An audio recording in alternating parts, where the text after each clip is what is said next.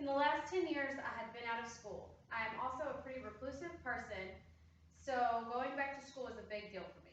When I say going back to school, I in a sense mean starting completely over because I did not finish high school. I used to dread telling people this story because I didn't make the best choices and I was a very naive person, but this is a big part of my life and it plays a big part as to why I went back to school.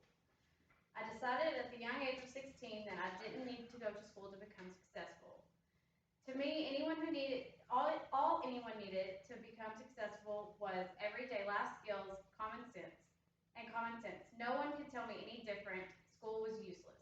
After a year of having the time of my life, no school, no job, life happened. I was going to become a mother, which I learned is terrifying no matter how old you are. I was no longer responsible for just myself, but of course, not having an education didn't even cross my mind. Who needs a degree to be a mother, right? I was 17 at this point with no money, no car, no job, and nothing to my name. I was going to get married and have a son, which was an accomplishment because we would be a real family no matter how old I was, so none of the rest mattered. I could be a stay-at-home mom and raise our son and everything would be picture perfect. Or so I thought.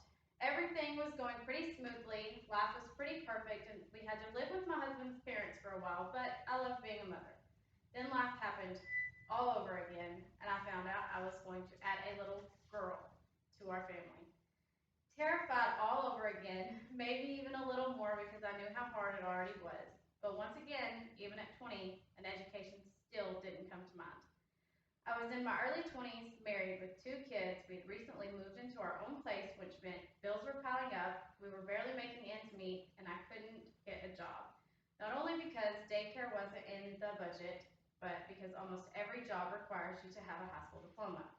That's when I realized I, in fact, did need an education to survive, which meant we had to be a one-income family, which was a challenge within itself. I blamed myself for a lot of this struggle because if I had done something as simple as finishing high school, I could have contributed to our family just a little. Before I knew it, it was time for my kids to start school, which brought a whole new wave of emotions about not having an education. How would I feel if my kids wanted to drop out of school? What would I say if they had asked me if I finished school? I was embarrassed and ashamed, and I had no clue how I would handle the situation. That's when I decided I was going to try and go back to school and get my GED. I kept my head down at first because of the embarrassment, but I soon realized how much I love learning new things and how good it felt to make good grades. Something as small as a math question was not only making me grow as a person, but making me smarter. I worked hard and finally got to take my test after just a month. I got offered to write an essay to apply for a scholarship to pay for my test, which was exciting, even more exciting when it got accepted. I will never forget the day that I found out I passed my test. My kids ran up to me and gave me the biggest hug ever. I had never felt more accomplished in my life.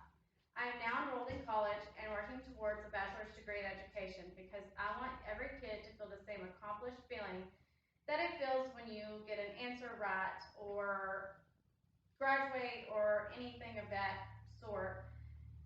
I'm no longer embarrassed that I dropped out of high school and did life a little bit backwards. I've learned a lot of lessons along the way, but my favorite lesson is that you're never too old, too far behind, or not smart enough to go back to school and get the education you want, not only to help support your family, but to make your dreams come true.